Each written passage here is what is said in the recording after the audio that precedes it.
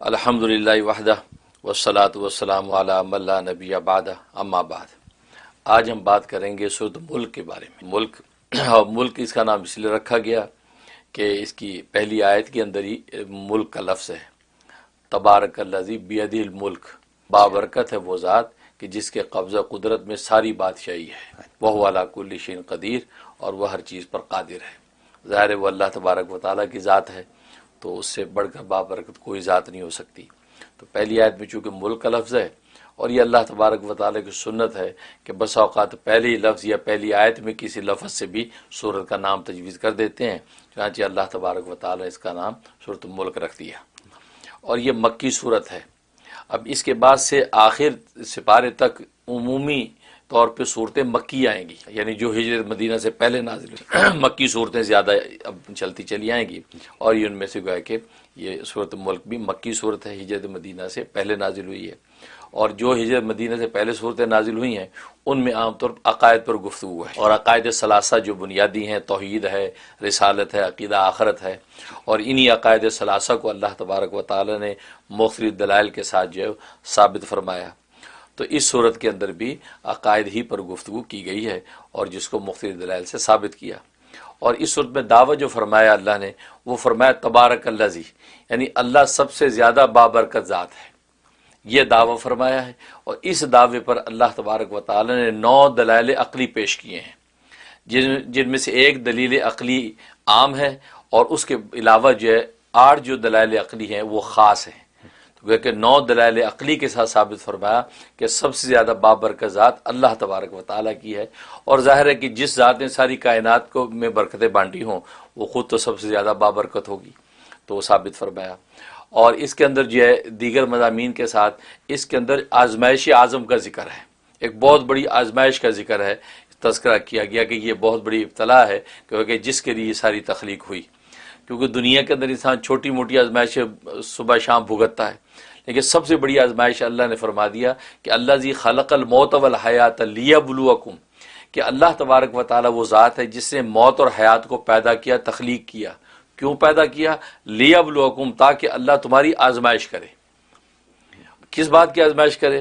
ایکم احسن عملا، کہ اس دنیا میں آ کے تم میں سے کون ہے جو بہترین عمل کرتا ہے۔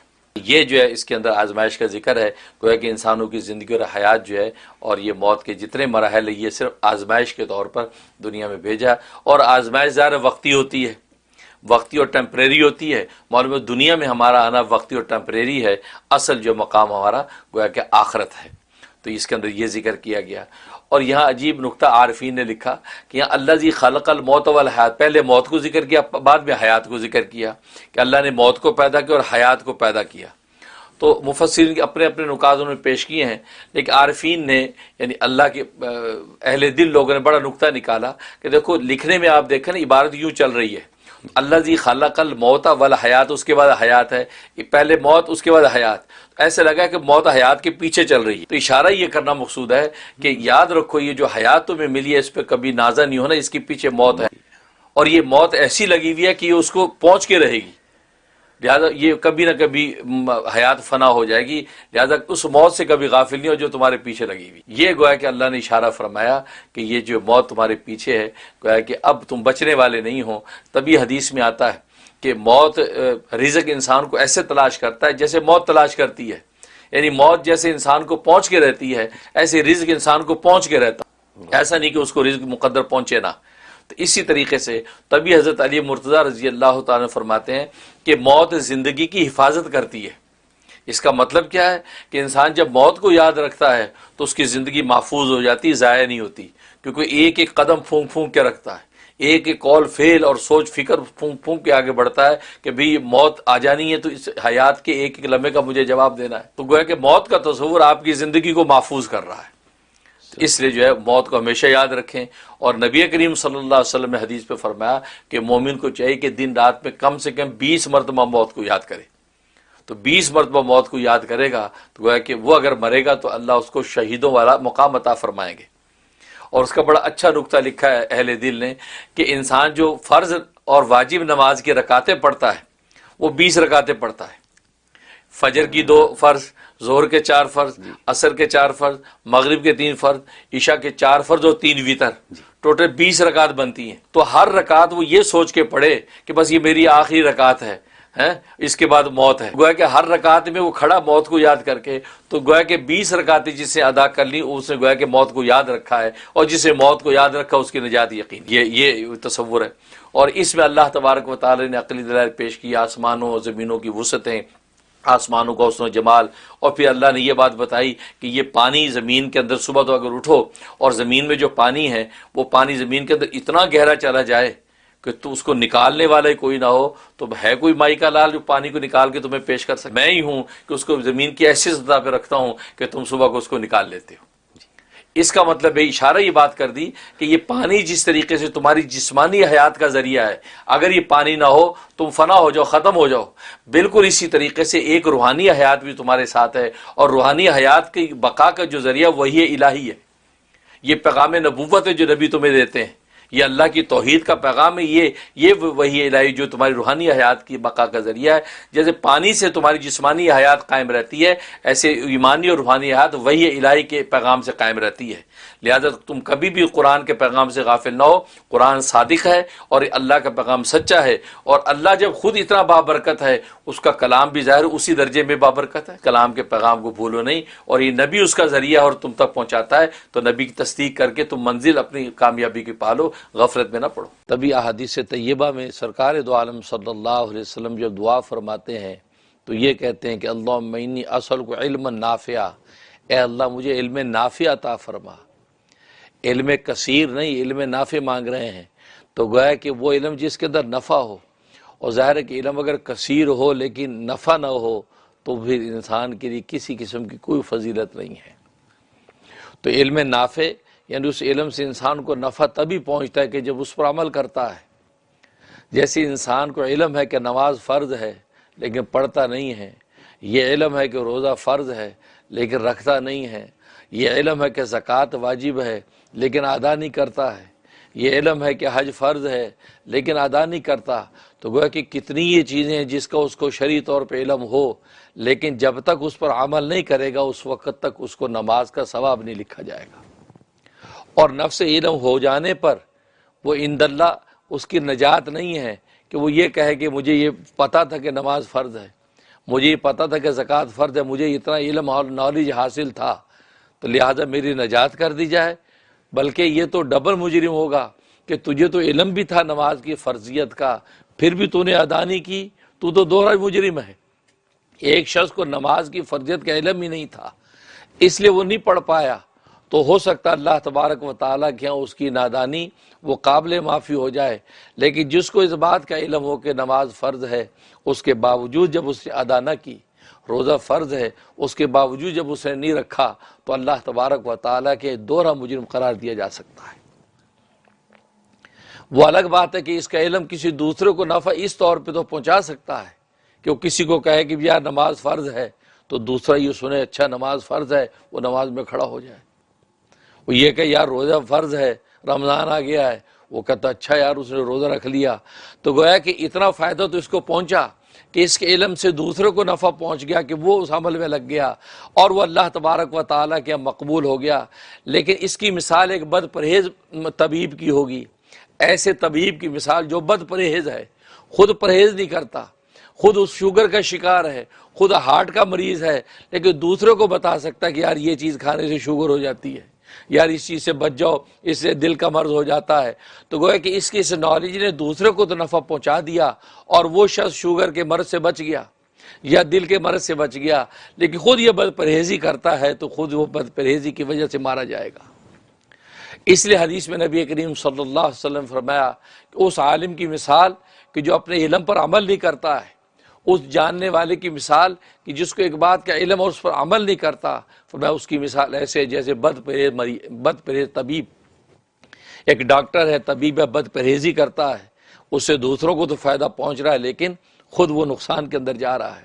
اور دوسری حدیث میں فرمایا کہ اس کی مثال ایسی ہے کہ جیسے شمع کسی ہے کہ شمع جلتی ہے اور جل کر وہ روشنی پیدا کرتی ہے اور لوگوں کو راستہ دکھاتی ہے، لوگ اس روشنی پہ منزل پہ پہنچ رہے ہیں، لیکن خود وہ پگھل پگھل کر اپنے آپ کو فنا کر رہی ہے۔ فرمایا اس شخص کی، اس عالم کی مثال جو اپنے علم پر عمل نہیں کرتا، اس شمع کی سی ہے کہ دوسروں کو تو اس کے علم سے فائدہ پہنچ رہا ہے، لوگ عمل کر کے منزل پہ جا رہے ہیں، لیکن خود بدعملی کی وجہ سے وہ پستی میں گر رہا ہے۔ اس لیے نفس علم انسان کی فضیلت نہیں، ہاں علم پر جب عمل ہوتا ہے اور عمل میں جب اخلاص ہوتا ہے اور اخلاص میں جب فکر آخرت ہوتی ہے، جب یہ چار چیزیں انسان کے ساتھ چلتی ہیں تو انسان اب نجات پا جاتا ہے۔ اس ایک حدیث میں فرمایا کہ الناس کلهم حالکون، کہ پورے کے پورے جتنے انسان ہیں سب ہلاکت میں ہیں، الا العالمون، مگر وہ جو علم والے ہیں۔ سب انسان ہلاکت میں ہیں لیکن وہ بچیں گے جو علم والے ہیں۔ اور پھر فرمایا والعالمون کلهم حالکون الا العاملون، سارے علم والے بھی ہلاکت میں ہیں مگر وہ بچیں گے جو عمل کرنے والے ہیں۔ اور پھر فرمایا کہ والعاملون کلهم حالکون الا المخلصون، عمل کرنے والے بھی سب ہلاکت میں ہیں، وہ بچیں گے جو اخلاص والے ہیں، جن کا عمل اخلاص پر ہوگا۔ اس کے بعد فرمایا والمخلصون علی خطر عظیم، اور یہ اخلاص والے بڑے خطرے میں ہیں، یہ مرتے دم تک خطرے میں ہیں۔ یہ اپنے اخلاص کو سنبھال کے لے کے جائیں گے تو کامیاب ہو جائیں گے، لیکن اگر کسی وجہ سے اخلاص کو اس نے ریا میں بدل دیا اور لوگوں کو بتایا اور اپنی ریاکاری کر ڈالی تو سارا کا سارا عمل اس کا ڈھہ جائے گا، اور وہ خاسر الدنیا والآخرہ، اللہ تبارک و تعالیٰ کے اس حال میں پیش ہوں گے کہ ان کے پاس کوئی عمل نہیں ہوگا۔ اس لیے فرمایا کہ اخلاص کے ساتھ جب عمل ہو گیا، اب انسان مرتے دم تک اس کو بچا کے رکھے۔ اس لیے فرمایا فاعبد ربک حتی یاتیک الیقین، کہ اے پیغمبر، گویا کہ پیغمبر صلی اللہ علیہ وسلم کو خطاب کر کے امت کو بتا دیا کہ تو عبادت کرتا رہے اپنے رب کی یہاں تک کہ تجھے موت آ جائے۔ تو گویا کہ موت تک کا تیرا یہ عبادت وظیفہ ہے، اور اخلاص کے ساتھ عبادت کرتا رہے۔ اگر موت سے پہلے تو نے اس اخلاص کو ریا میں بدل دیا، اور جس رضا یعنی اللہ کے رضا میں جو عمل کیے تھے وہ رضا ریا میں بدل گئی، تو اب اللہ تبارک و تعالیٰ کا تیرے عمل کی کوئی قیمت نہیں لگے گی۔ تو گویا کہ یہ چار مراتب اور منازل ہیں جو انسان طے کر کے اللہ تبارک و تعالیٰ کے جب پہنچتا ہے تو اللہ کے یہاں اس کی نجات ہو جاتی ہے۔ اسی کی تربیت و اصلاح کے لیے اللہ تبارک و تعالیٰ نے کم و بیش 1,24,000 انبیاء اکرام علیہم الصلوۃ والسلام بھیجے ہیں، اور ہر پیغمبر آ کر اپنی قوم کو یہ سبق دیتا رہا، علم اور علم پر عمل، عمل میں اخلاص اور اخلاص میں فکر آخرت، ان مناظر و مراتب کے ساتھ جب تم اپنے علم پہ عمل کرتے چلے جاؤ گے تو یہاں تک کہ اللہ تبارک و تعالیٰ کو قرب خاص نصیب ہوگا۔ اور یہ سلسلہ چلتا رہا، ہر پیغمبر آ کے یہ دعوت دیتا رہا، یا قوم اعبدوا اللہ ما لکم من الہ غیرہ، اے میری قوم تم اس اللہ کی عبادت کرو کہ جس کے سوا تمہارا کوئی معبود نہیں ہے۔ یہ سلسلہ چلتا رہا یہاں تک کہ سب سے آخر میں محمد مصطفیٰ احمد مجتبیٰ صلی اللہ علیہ وسلم ختم نبوت کا تاج پہن کر آئے، خاتم النبیین بن کر آئے، کہ آپ کی ذات پر ختم نبوت کا وہ مقام آپ کو عطا کیا کہ نبوت کے سارے کمالات آپ کی ذات پر ختم کر دیے۔ اب نبوت کا ادنا کمال بھی باقی نہیں ہے، اس کمال کو ظاہر کرنے کے لیے کسی پیغمبر کو لانا پڑے، لہذا آپ پر نبوت کے سارے کمال ختم ہو گئے اور ختم نبوت کا تاج آپ کو پہنا دیا۔ آپ بھی تشریف لائے، آپ نے بھی امت کو یہی کہا کہ یا قوم اعبدوا اللہ، یا قوم اعبدوا اللہ ما لکم من الہ غیرہ قولوا لا الہ الا اللہ تفلحون، اے لوگو تم لا الہ الا اللہ کہہ دو، زبان سے اس کا اقرار کرو کہ اللہ کے سوا کو معبود نہیں، دل میں اس کی تصدیق کرو کہ اللہ کے سوا کو معبود نہیں، اور عمل کے ساتھ اس کا اظہار کرو کہ اللہ کے سوا کو عبادت کے لائق نہیں، تو تفلحون، تم فلاح پا جاؤ گے، تو فلاح پا جاؤ گے۔ تو گویا کہ اس طریقے سے رسول اللہ صلی اللہ علیہ وسلم نے بھی جو اپنی امت کو یہ سبق دیا اور اسی انداز سے تربیت کی، اور یہ تربیت کا سلسلہ چلتا رہا۔ اور عجیب بات یہ ہے کہ جب پیغمبر آتے ہیں تو وہ دو طرح کے پہلو پر تربیت کرتے ہیں، کیونکہ انسان جب معصیت اور گناہ کے اندر پڑتا ہے تو یا تو جہالت کی وجہ سے پڑتا ہے اور یا شہوت کی وجہ سے پڑتا ہے۔ دو انسان کے اندر ایسے مرض ہیں جس کی وجہ سے انسان گناہ اور معصیت پڑتا ہے، یا تو جہالت کی وجہ سے اور یا شہوت کی وجہ سے۔ جہالت کو دور کرنے کے لیے انبیاء اکرام علیہم الصلوۃ والسلام علم کی روشنی عطا کرتے ہیں، علم کا نور عطا کرتے ہیں۔ چنانچہ خود سرکار دو عالم صلی اللہ علیہ وسلم پر سب سے پہلی وحی اقرا کی نازل ہوئی، اقرا، اے محمد پڑھ، اقرا بسم ربک الذی خلق، پڑھ تم اپنے اس رب کے نام سے جس نے پیدا کیا ہے۔ اقرا، اقرا قرات سے ہے، اور قرات کا مطلب الفاظ کی ادائیگی بھی ہے، اس کے معنی اور مطالب بھی ہیں، یعنی سمجھ کر جب کوئی چیز پڑھی جاتی ہے اس کو قرات کہتے ہیں، سمجھ کر پڑھی جاتی ہے اس کو قرات کہتے ہیں۔ ہاں تلاوت جب انسان کرتا ہے، تلاوت میں اس کی سمجھ ضروری نہیں ہے، الفاظ کی ادائیگی تحسین و تجوید کے ساتھ انسان کرتا چلا جاتا ہے، لیکن قرات کے اندر اس جو کچھ پڑھ رہا اس کی سمجھ بھی ضروری ہے، اس کے معنی و مطالب کو جانتا ہے۔ تو اقرا کہہ کے اشارہ کر دیا کہ پہلی منزل تیری امت کی علم ہوگی، اور علم ایسا ہوگا کہ جس کو اس کی حقیقت گناہ تک پہنچ چکے ہوں گے، صرف رٹا رٹایا نہیں ہوگا، بلکہ اس علم کی حقیقت کو پہچان کر اپنے منازل کو بھی طے کریں گے۔ تو آپ نے بیان کی علم، تو علم کی روشنی سے انسان جہالت کو دور کرتا ہے، اور پھر وہ یزکیہم تزکیہ نفس سے اپنی شہوت کو اعتدال پہ لاتا ہے۔ تو جب علم کی روشنی سے جہالت جو اس کی ختم ہوئی، اور علم اور جہالت میں جب جہالت ہوتی ہے کسی بھی درجے میں ہو تو علم نہیں ہے، علم ہوتا ہے تو علم ایک ایسی روشنی ہے کہ اگر جیسے ہی علم آیا تو جہالت انسان کی چھٹتی چلی جاتی ہے۔ وہ الگ بات ہے کم علم ہونے کی وجہ سے کم جو روشنی نظر آتی ہے، زیادہ علم ہونے سے زیادہ روشنی نظر آتی ہے۔ جیسے اندھیرا کمرہ ہے، اندھیرے کمرے کے کونے کے اندر آپ چراغ اگر جلا دیں تو پورے کمرے کو روشن کر دے گی۔ چراغ اگر زیادہ واٹ کا ہوگا تو زیادہ روشنی ہو جائے گی، بلب لگا دیا آپ نے 600 واٹ کا، پورا روشن ہو جائے گا کمرہ۔ تو گویا کہ علم کسی بھی درجے میں ہوتا ہے اور وہ جہالت کے اندھیرے کو توڑ دیتا ہے، یکسر اس کی جہالت کے اندھیرے کو توڑ دیتا ہے، اور چیزیں اپنے اپنے حساب سے اس کے اندر نظر آنے لگتی ہیں۔ اس علم تو اقرا کہہ کے اشارہ کر دیا کہ علم ہی کی منزل اسٹارٹ ہوگی، تو علم کے ذریعے سے جہالت ٹوٹتی ہے، اور تزکیے کے ذریعے سے شہوت ٹوٹتی ہے، شہوت اعتدال میں آتی ہے۔ اور سرکار دو عالم صلی اللہ علیہ وسلم کو 4 ہی منصب دیے گئے، 4 ہی ذمہ داریاں دی گئیں۔ سب سے پہلی ذمہ داری یتلو علیہم آیاتی، کہ کلام مجید کی تلاوت کر کے سکھاتے ہیں، تلاوت کر کے بتاتے ہیں۔ اور تلاوت میں نے کہا تھا الفاظ کی ادائیگی، الفاظ کی خوبصورتی، حسن تجوید کے ساتھ اس کو ادا کرنا۔ نبی کریم صلی اللہ علیہ وسلم نے قرآن کریم اس طرح تلاوت کر کے بتلا دیا جیسے خود اللہ تبارک و تعالی نے تلاوت کیا تھا۔ آپ نے امت کو بتایا، امت میں نے پھر آگے اپنے شاگردوں کو بتایا، یہاں تک کہ آج تک امت کے اندر تلاوت کا جو انداز چلا آ رہا ہے بالکل وہی ہے کہ جیسے اللہ تبارک و تعالی نے آسمانوں پہ تلاوت کی تھی۔ یہ واحد کلام ہے کہ جس کے باقاعدہ اللہ تبارک و تعالی نے تلاوت فرمائی، اور حدیث میں آتا ہے جب اللہ تبارک و تعالی تلاوت فرمائی تھی، عالم ملکوتی مدہوش ہو گیا تو وہ سننے کی تاب نہیں رکھ سکے۔ اللہ تبارک و تعالیٰ کی ذات کی بریائی اور اللہ تبارک و تعالیٰ کا وہ ہیبت ناک کلام، وہ کلام کہ جس کلام کو پہاڑوں پہ ڈال دیا جائے پہاڑ ریزہ ریزہ ہو کے پرخچے اڑ جائے، وہ کلام اللہ تلاوت کر رہا ہے۔ دربار شاہی کے اندر عرش الہی پر تلاوت ہو رہی ہے، کیا منظر عالم ملکوتی کا ہوگا، اور ملائکہ سننے والے کہ جو لطیف، ان کے قلوب بھی لطیف ہو چکے ہیں، ان پر ہماری طرح قلوب پہ کثافت نہیں ہے کہ ہم تلاوت سنیں اس کا اثر ہی نہ لیں، کیونکہ کثافت دل ہمارے بند، کان ہمارے بند، حواس کے اندر کوئی یہ صلاحیت نہیں۔ لیکن وہ ملائکہ تو پاکیزہ ملائکہ، ہر عبادت میں لگنے والے، جیسے تلاوت سنی مدہوش ہو گئے۔ چاچہ حدیث میں آتا ہے اللہ تبارک و تعالی نے سب سے پہلے سورہ طٰہٰ اور سورہ یاسین کی تلاوت فرمائی تھی۔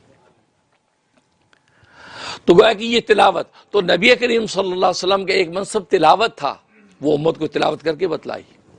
اور دوسرا فرمایا وہ یزکیم تزکیہ نفس، دوسرا منصب تزکیہ نفس ہے کہ مطلب شہوتوں کو اعتدال پہ لانا، شہوتوں کو ختم کرنا مقصود نہیں ہے۔ کھانا انسان کی شہوت ہے، پینا انسان کی شہوت ہے، اور جنسی خواہش انسان کی شہوت ہے۔ یہ انسان کے اندر شہوتیں اللہ تبارک و تعالی رکھی ہیں، اور شہوتیں یہ انسان کے اندر ایک طرح کا کمال ہیں، یہ بے کمالی نہیں ہے۔ اگر یہ شہوتیں ختم ہو جائے تو انسان بالکل ایک مادو ہو جائے، ایک بودا انسان بن جائے۔ شہوتیں قائم رکھ کر ان کو اعتدال پہ رکھ کے جب انسان چلتا ہے تو اب یہ منازل کو طے کرتا ہے۔ کھانے پینے سے رک جانا مطلوب نہیں، ہاں کھائے لیکن رزق حلال کو اعتدال سے کھائے۔ پینے سے ہٹنا مطلوب نہیں، پیے لیکن رزق حلال پانی پیے، مشروب پیے لیکن اعتدال کے ساتھ پیے۔ جنسی شہوت کو ختم کر دینا مقصود نہیں، وہ قائم رہے لیکن محل حلال کے اندر اعتدال کے ساتھ پورا کرے۔ تو گویا کہ شہوتوں کو اعتدال پہ لانا یہ تزکیہ نفس ہے، ان کے اندر بے اعتدالی مطلوب نہیں ہے۔ اب رمضان کا مہینہ آ رہا ہے، رمضان میں روزے رکھتے ہیں، لیکن اللہ کو بھوکا رکھنا مقصود نہیں ہے۔ ہاں صبح سے شام تک آپ کے اندر اعتدال پیدا کرنے کے لیے روزہ رکھ دیا، تاکہ کھانے میں اعتدال، پینے میں اعتدال، خواہشات میں اعتدال پیدا ہو جائے۔ کیونکہ اگر یہ سرے سے ان خواہشوں کو مار دینا ہی مقصود ہوتا تو پھر انسان سارا سال ہی روزے رکھتا، پھر تو عید کے دن روزہ رکھنے کو منع نہ کیا جاتا۔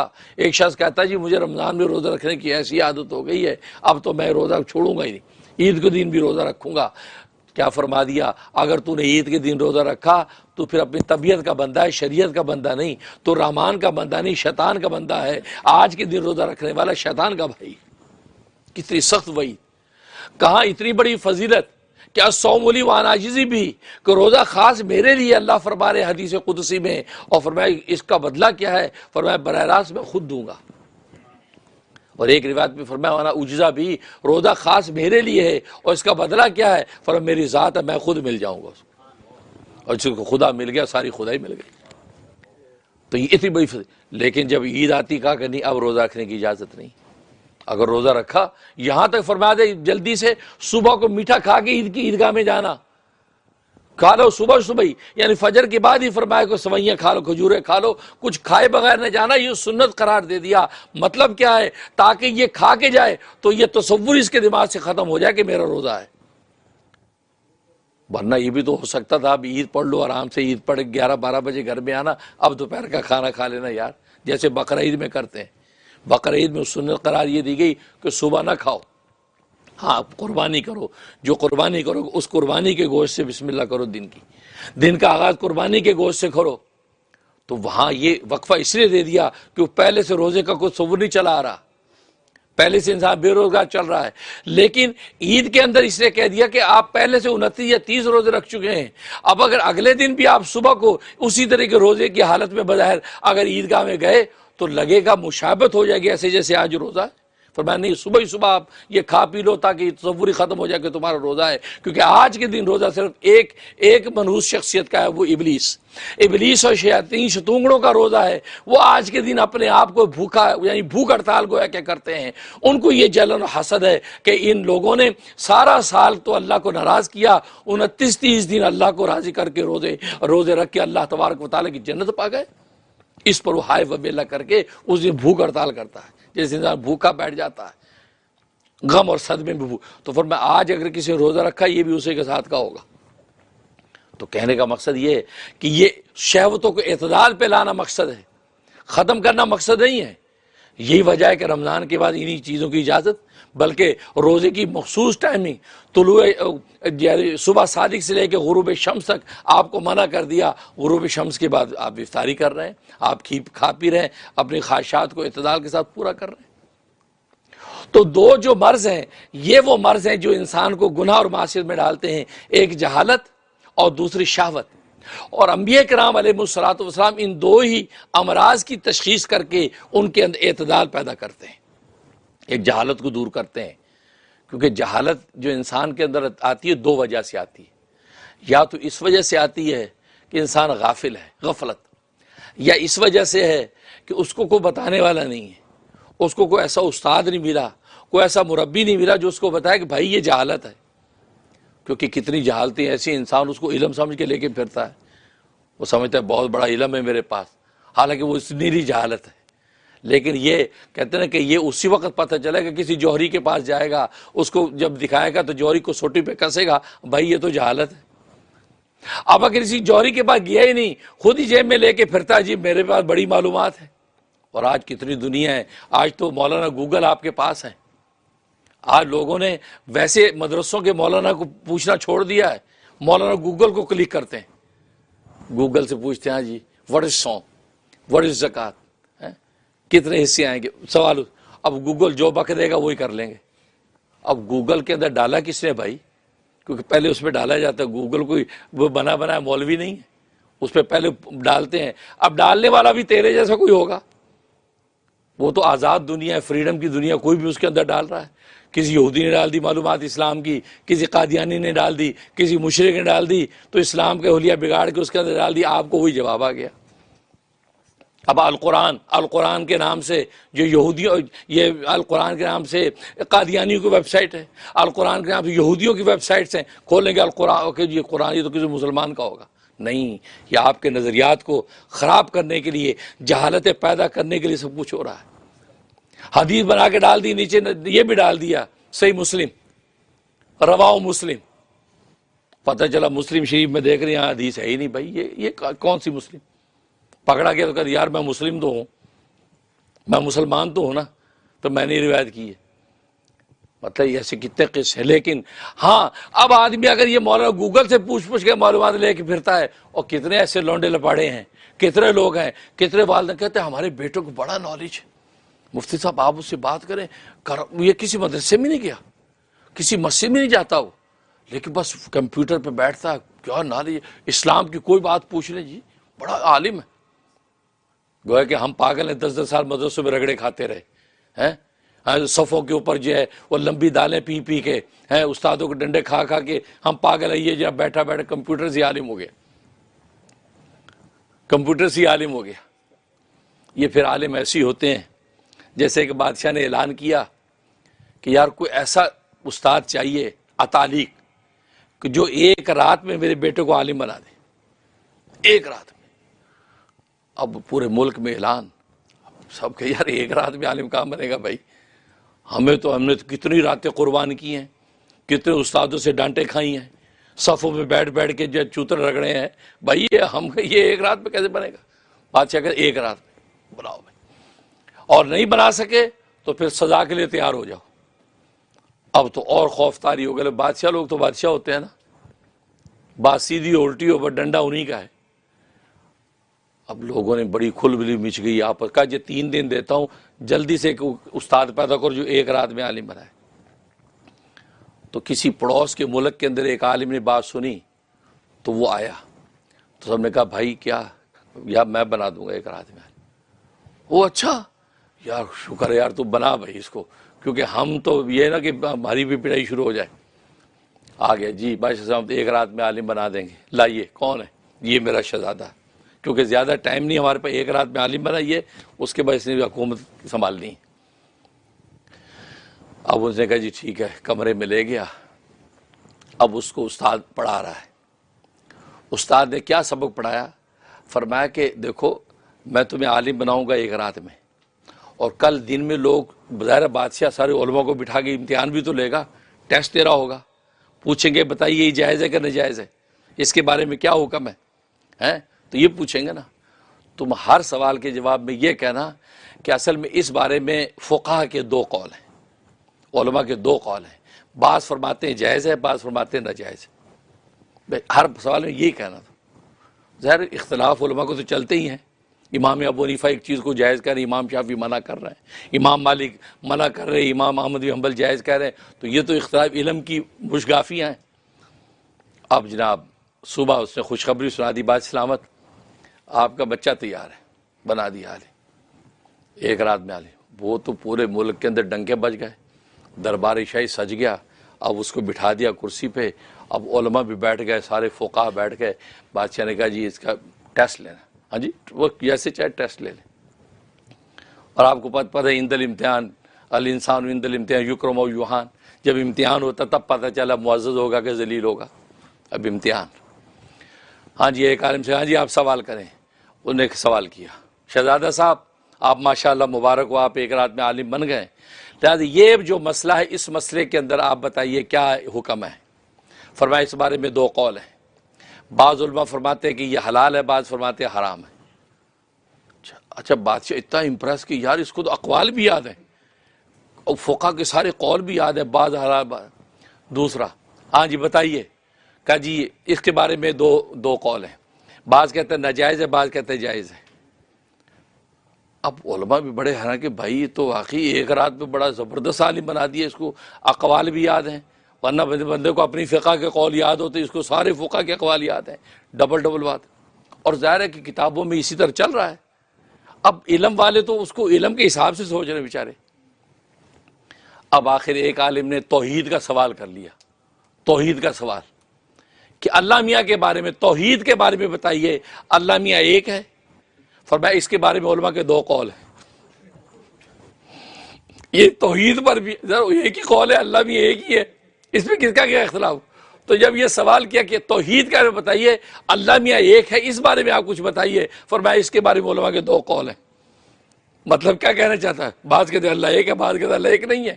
اب جب یہ بات کہی تو بادشاہ نے جناب اس استاد کی طرف یوں گھورا, یہ کیا, یہ تو اس کی تو توحید بھی گئی, یہ کیا کہہ رہا ہے؟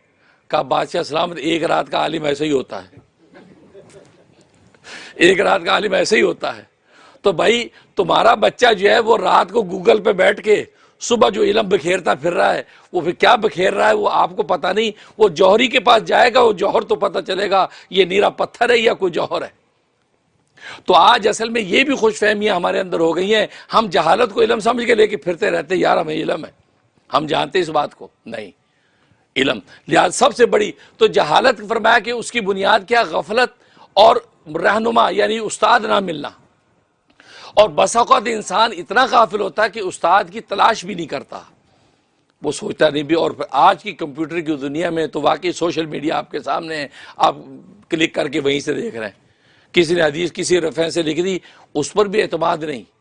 جب حدیث آئے نیچے ریفرنس بھی لکھا ہو, آپ اس کو پہلے یا تو کسی فزیکل عالم سے پوچھیں, اور یا پھر خود کی کتاب کے اندر ڈھونڈیں کہ ہاں یہ صحیح بخاری میں یہ ہے بھی کہ نہیں. کیونکہ اس لیے اسلام پر سب سے زیادہ نظریاتی حملے آج ہو رہے ہیں. تہذیبوں کا تصادم ہے, ایٹم بم کی جگہ نہیں ہے, تہذیبوں کا تصادم ہے. لہذا اسلام کے بارے میں آج سوشل میڈیا میں اور الیکٹرانک دنیا کے اندر کیا کچھ ہو رہا ہے آپ کو خبر نہیں ہے. قرآن کریم بدل بدل کر چھاپے جا رہے ہیں, آپ کھولتے ہیں قرآن کی تلاوت شروع کر دیتے ہیں, پتہ چلے یہ قرآن تو فلاں کا پرنٹ کیا ہوا یہاں ڈالا ہوا ہے. امازان کے اندر قرآن فلاں کا قادیانی کا ڈال دیا, آپ قرآن لے کے تلاوت کر رہے ہیں. اس لیے سب تو کہنے کا مقصد ہے ان میں احتیاط بھی کرو. تو میں بتا یہ رہا ہوں کہ جہالت تو پہلی وجہ جو ہے گناہ کے اندر پڑنے کی جہالت ہوتی ہے. انسان جس گناہ کے اندر پڑ رہا ہے یا تو غفلت کی وجہ سے, اور یا اس کو پتہ ہی نہیں کہ یہ گناہ ہے. وہ کہتے ہیں یہ تو نارمل چیز ہے, سارے کر رہے ہیں. بھائی مجھے تو نہیں پتا تھا یہ گناہ. کتنے لوگ آتے ہیں جی مفتی صاحب ہمیں تو پتہ نہیں تھا یہ گناہ کی بات ہے, میں تو یہ بات بیوی کو کہہ دی, مجھے نہیں پتہ اس سے طلاق ہو جاتی ہے, میں تو ایسے کہہ دیا اس کو, مجھے نہیں پتا تھا ایسے نکاح ہو جاتا ہے, ہم نے ہنسی ہنسی میں ایجاب قبول کر لیا. یہ جہالت. اس لیے جس میدان کو اختیار کرنے کی ضرورت ہو سب سے پہلے اس کا علم حاصل کرو. نکاح کرنا ہے تو بہشتی زیور بیٹھ کے نکاح کے سارے مسئلے پڑھ لو, کسی عالم سے وہ مسائل پڑھ لو. طلاق کی صورتحال پیش آ گئی تو طلاق کا پورا باب مطالعہ کرو بہشتی زیور کا. واضح حکیم الامت مولانا اشرف علی تھانوی رحمہ اللہ تعالیٰ نے ایک ایک چیز واضح کر کے لکھ دی ہے, تو آپ کو ایک کنسیپٹ سمجھ میں آ جائے گا کیا چیز جائز کیا ناجائز. جہالت تو فرمایا کہ جہالت کی وجہ سے انسان گناہ میں پڑتا ہے. اور دوسری چیز فرمایا شہوت, شہوت کی وجہ سے انسان گناہ میں پڑتا ہے. کھانے کی شہوت ہے, پینے کی شہوت ہے, جنسی خواہش ہیں, یہ جو شہوتیں ہیں یہ انسان کو گناہ کے اندر مبتلا کرتی ہیں. نہ حلال کی پرواہ کرتا کھا جاتا ہے, نہ حرام کی پرواہ کرتا پی جاتا ہے, نہ جو حلال حرام محال کو دیکھتا ہے جہاں چاہے اپنی جنسی خواہش کو پوری کرتا ہے. کب خواہش پوری ہوگی بھائی؟ نہیں, اس میں حدود و قیود.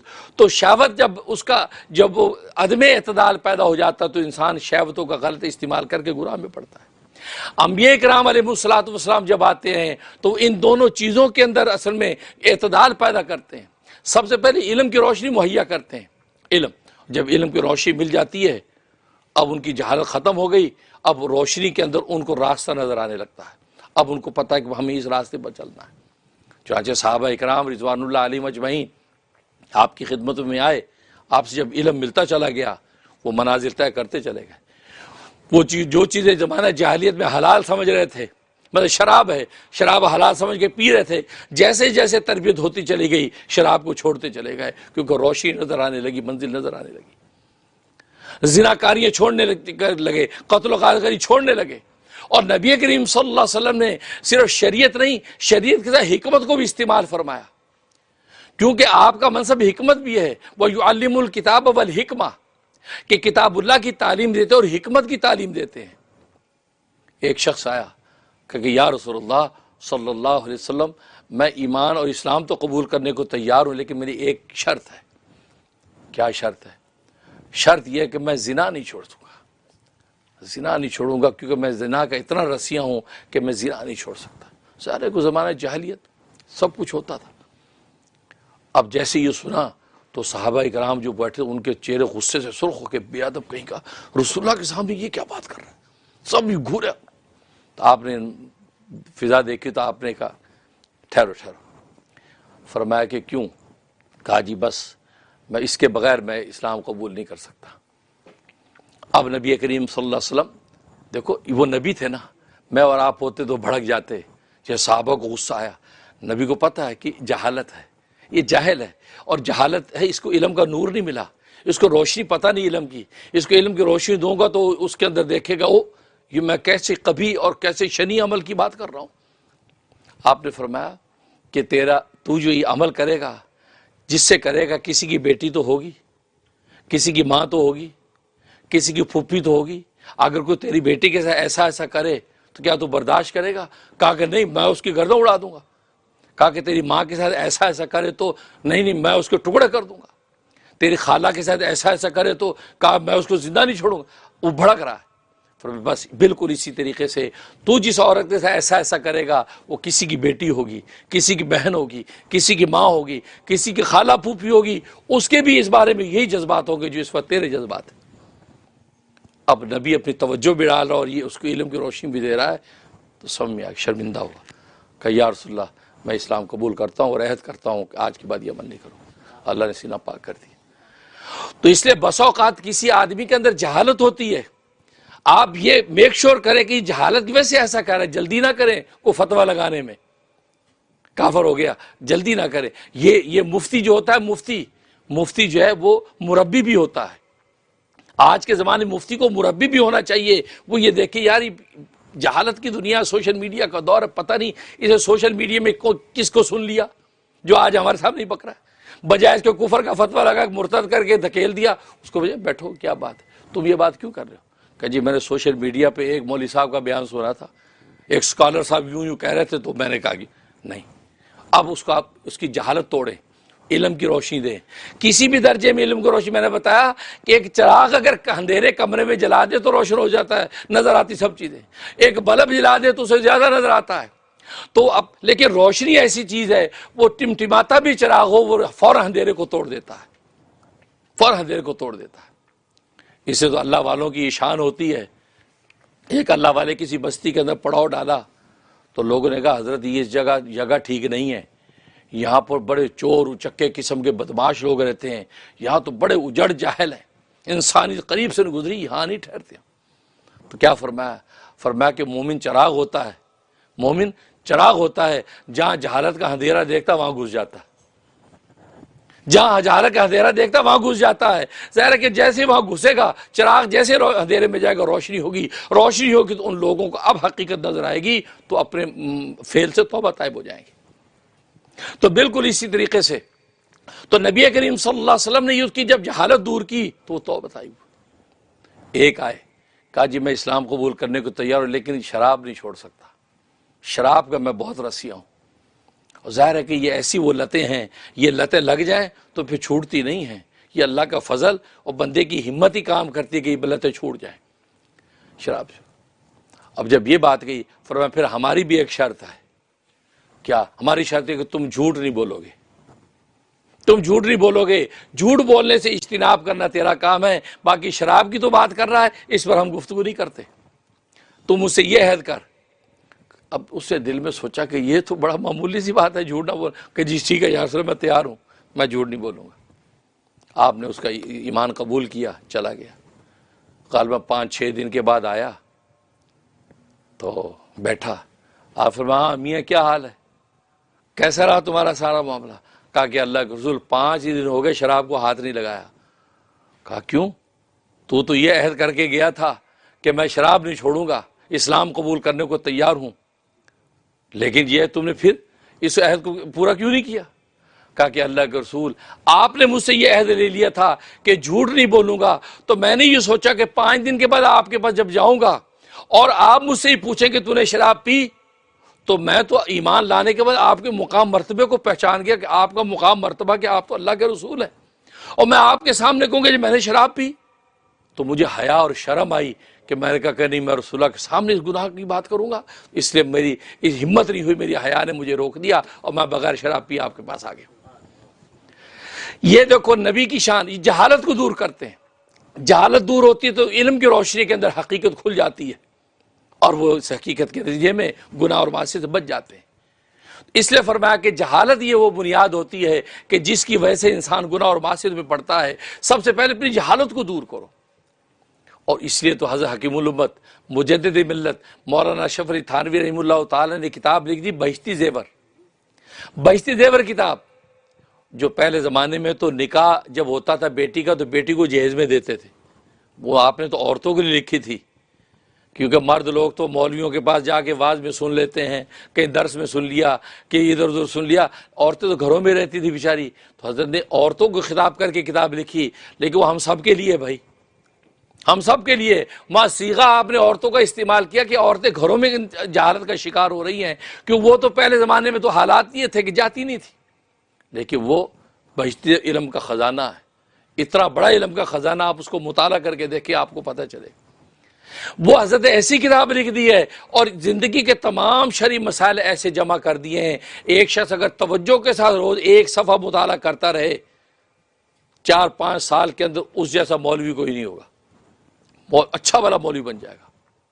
چنانچہ حضرت شیخ الحدیث مولانا محمد زکریا کاندلوی رحمۃ اللہ علیہ، فضائل اعمال کے مصنف، تبلیغ جماعت کے بڑے بزرگوں میں سے میرے دادا پیر ہیں، وہ فرماتے ہیں کہ ہمارے ہاں سب سے پہلے جو ہے مشکات سے بھی پہلے بہشتی زیور پڑھایا جاتا ہے۔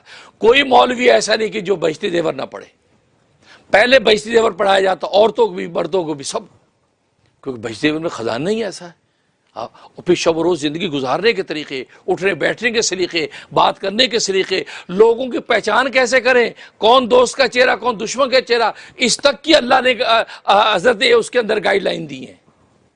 دوست کون دشمن کون، میاں بیوی کے آپس میں محبت رشتہ برخاست کیا ہوگی، زندگی کے ایک ایک چیز، نماز روزے کے مسائل تو اپنی جگہ ہے۔ اس لیے بہشتی زیور گھروں کے اندر رکھو۔ آج تو پی ڈی ایف بھی ملتا ہے، بہشتی زیور کا روز مطالعہ کرو، گھر میں اس کی تعلیم کراؤ، گھر میں پڑھو، آپ کی جہالت دور ہوگی۔ جہالت جب دور ہوگی تو آپ کہیں گے ہے کمال ہے، جس گناہ سے بچنا مشکل ہو رہا تو اسے بچنا کتنا آسان ہو گیا، کیونکہ جہالت گناہ میں ڈالتی ہے۔ اور دوسری چیز شہوت، انسان کی شہوتیں جب حد اعتدال میں نہیں رہتی ہیں تو شہوتیں جب ٹوٹتی ہیں، اب انسان جو اس حقیقت کو پہچانتا ہے، اب اس حقیقت کو پہچان کے آگے بڑھتا ہے۔ رسول اللہ صلی اللہ علیہ وسلم کے پاس ایک صحابی، ابو دجانہ صحابی، فجر کی نماز پڑھتے فوراً گھر چلے جاتے تھے۔ تو کسی نے شکایت کر دی، یا رسول اللہ صلی اللہ علیہ وسلم، یہ جو صحابی ہے نا ابو دجانہ، یہ فجر کی نماز سے فارغ ہوتے فوراً چلے جاتے ہیں، آپ کی تعلیم آپ کی بات چیت سنتے نہیں ہیں، نکل جاتے ہیں۔ ظاہر اس دور میں تو منافقین کا بھی تو خطرہ ہوتا تھا کہ منافقین میں سے کوئی تو نہیں ہے، تو یہ شکایت آپ کو پہنچی۔ میں کہا اچھا، آپ نے کہا ابو دجانہ ادھر آؤ، میں نے سنا کہ تم فجر کی نماز پڑھتے ہی فوراً نکل جاتے ہو، کیوں؟ کہنے کہ اللہ کے رسول مجھے ایک مجبوری لے جاتی ہے۔ کیا مجبوری؟ مجبوری یہ لے جاتی ہے کہ میرا جو پڑوسی ہے، میرے پڑوسی کے پھلوں کا درخت ہے، اس کے پھلوں کے درختوں کی شاخیں جو وہ میرے گھر کی طرف لٹکتی ہیں، دیوار کی طرف لٹکتی ہیں، نتیجہ کہ ہلکی سی ہوا چلتی تو پھل ٹوٹ کے میرے گھر میں گر جاتے ہیں احاطے میں۔ اچھا میرے جو بچے ہیں، وہ بچے جو صبح کو اٹھ جائیں، جب اٹھ جاتے ہیں تو وہ پھل گرے ہوئے پڑے ہوں گے تو وہ اٹھا کے کھا لیں گے، تو جبکہ دوسرے غیر کا مال ہے اس پہ تصرف کریں گے۔ اس لیے میں جو یہ کرتا ہوں کہ جلدی سے جاتا ہوں، ان کے اٹھنے سے پہلے وہ سارے پھل اٹھا کے مالک کے گھر میں پھینک دیتا ہوں۔ رسول اللہ صلی اللہ علیہ وسلم خوش ہوئے، فرمایا کہ ابو دجانہ تم بالکل ٹھیک کرتے ہو، باقی غیر کا مال غیر کی اجازت کے بغیر لینا جائز نہیں ہے۔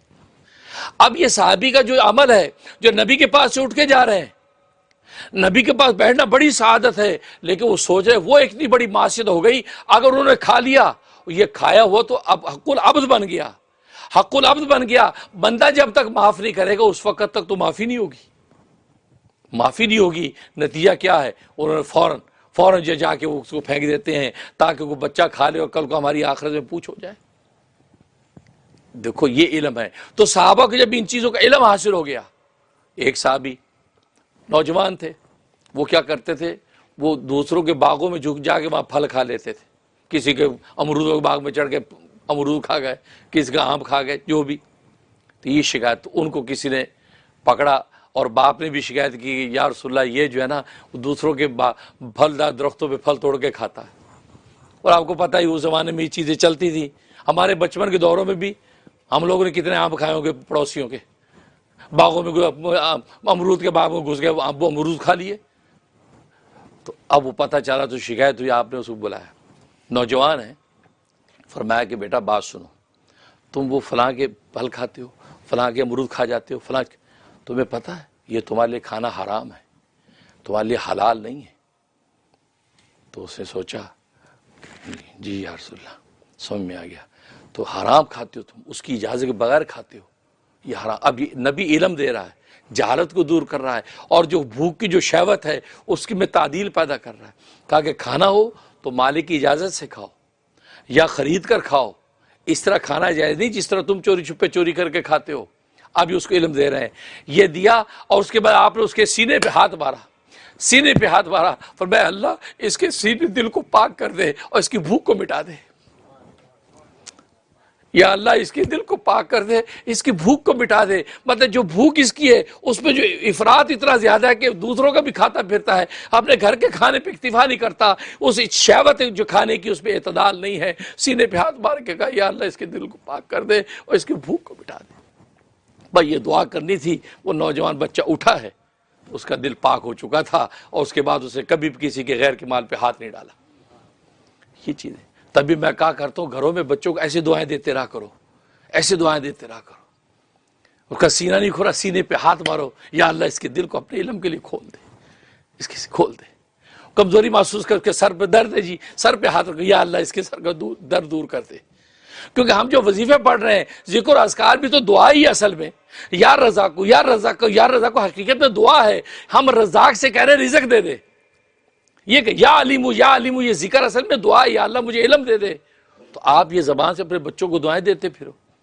معصوم بچیاں پھر رہی, سامنے آئی, سر پہ ہاتھ پھیرا, پیار کیا, یا اللہ اس کے نصیب اچھے کرنا, یا اللہ اس کو کوئی دکھ نہ ہے, یا اللہ اس کو خوشی والی زندگی. کیا باپ کا کیا جاتا ہے. اور ادھر نبی نے ضمانت دی ہے, باپ جب اولاد کے لیے دعا کرتا تو عرش ہل جاتا, واپس نہیں ہوتی, دعا قبول ہو جاتی. اور آج ہم باپوں کو فرصت ہی نہیں دعائیں دینے کی, نہیں دعائیں دیتے پھر. تو باقی بعض دفعہ بچے ایسی اٹکیلیاں کرتے, باپ کو غصہ بھی آتا ہے, غصہ اپنی جگہ پر ہے, لیکن دعائیں دینا نہ روکو. پتہ نہیں دعا کس وقت اس کو لگی, اس کے نصیب روشن ہو جائیں گے. بیٹے کو پڑھتے دیکھا, بچے ہنستے ہیں گھروں میں, دعا دے, یا اللہ میرے بچے کیسے ہنس رہے ہیں, آزک اللہ سنک, یا اللہ ان کو اس طرح ہنستا رکھ. سنت بھی ہے. تو یہ تو نبی نے بھائی اتنا کہا کہ یا اللہ اس کے دل کو پاک کر دے اور اس کی بھوک کو مٹا دے. اللہ تبارک و تعالی نے اس بچے کا تزکیہ اور علم عطا فرما دی. اللہ سے دعا ہے کہ اللہ تبارک و تعالی عمل کرنے کی توفیق عطا فرمائے. وآخر دعوانا الحمدللہ رب العالمین.